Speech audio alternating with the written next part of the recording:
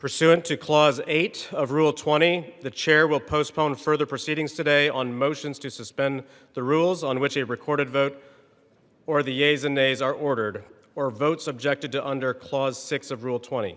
The House will resume proceedings on postponed questions at a later time. For what purpose does the gentleman from Ohio seek recognition? Mr. Speaker, I move to suspend the rules and pass H.R. 4405. The clerk will report the title of the bill. H.R. 4405, a bill to require the Attorney General to release all documents and records in possession of the Department of Justice relating to Jeffrey Epstein and for other purposes. Pursuant to the rule, the gentleman from Ohio, Mr. Jordan, and the gentleman from Maryland, Mr. Raskin, each will control 20 minutes. The Chair recognizes the gentleman from Ohio. Mr. Speaker, I ask unanimous consent that all members have 5 legislative days in which to revise and extend their remarks and to insert extraneous material on H.R. 4405. Without objection. Mr. Speaker, I yield myself such time as I may consume. The gentleman is recognized. We all support holding bad guys accountable, and we're all going to vote for this resolution. But I think a little perspective is important. Democrats have spent 6 months talking about Epstein, even though they had 4 years to do something about it. Now, why would they do that? Why would they do that? Maybe it's to go after President Trump. Never forget, they shut down the government for 43 days. They said, don't worry about our military, don't worry about air traffic controllers, don't worry about our economy, don't worry about American families. No, no, no. Close the government for a month and a half because it might hurt the president. For the past decade, there's been one constant for Democrats. One constant: go after Trump. They spied on his campaign.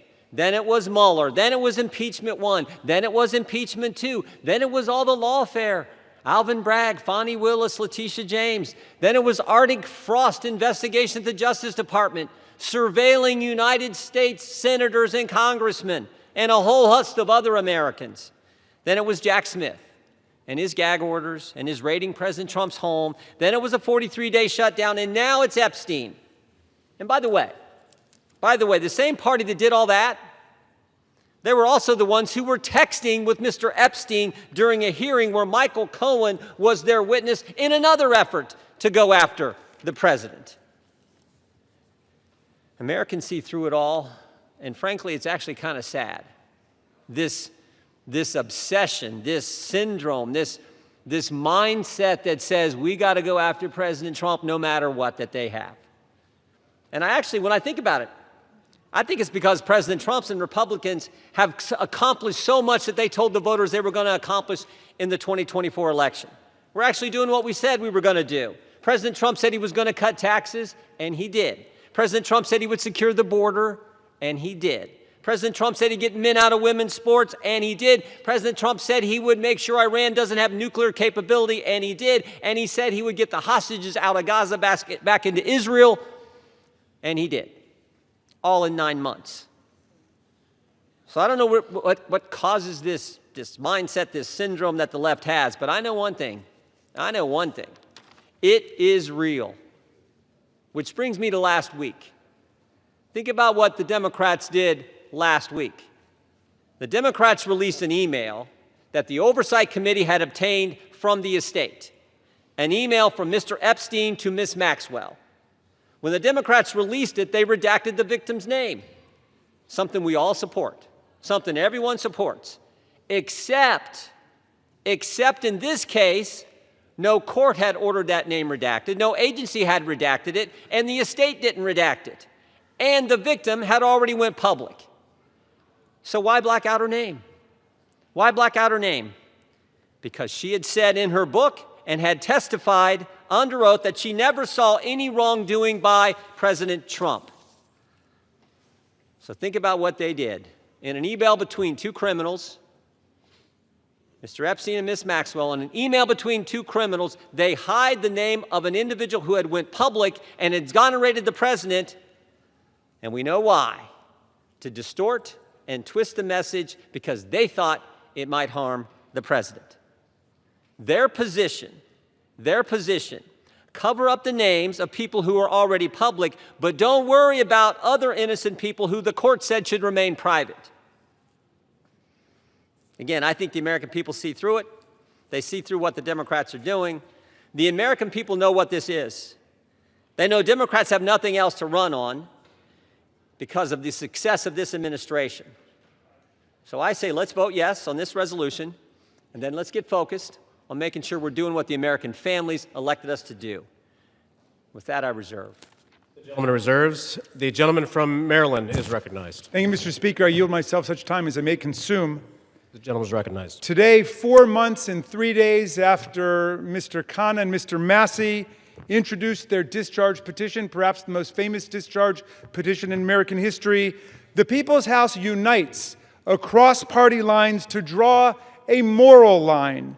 We draw a line against the rape and sexual violation of children. We draw a line against the global criminal trafficking of girls and young women to service the pleasure of rich and powerful men who believe they are beyond all law and all morality. We draw a line to put the voices of the victims and the survivors first.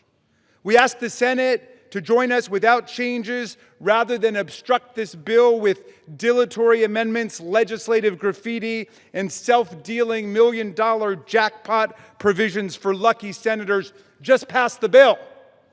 We're finally voting today because of a bipartisan discharge petition led by Representatives Massie and McGovern and signed by 218 of us overthrew the determined obstruction of the Speaker. This forced vote means the House will no longer acquiesce in this astonishing real-time cover-up of a multi-billion-dollar global sex trafficking and child rape ring that has ravaged the lives of more than 1,000 girls and young women.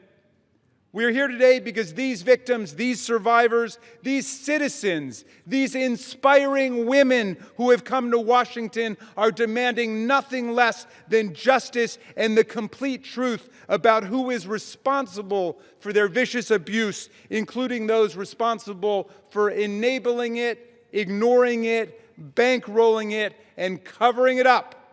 We join them today in rejecting any more dangerous lies about the crimes they suffered. No, child sex abuse is not a hoax. It's a crime. Human trafficking is not a hoax. It's a crime. These crimes are a curse on children and young people across America, in universities and elementary schools, in churches and mosques and synagogues, in Boy Scout troops and college sports teams and summer camps. Anywhere the powerful and the rich believe they've got the opportunity and the impunity to exploit the young, the poor, the powerless, and the vulnerable. We must face the truth and find the co-conspirators still at large in one of America's most extensive and sophisticated sex trafficking and child abuse rings in history.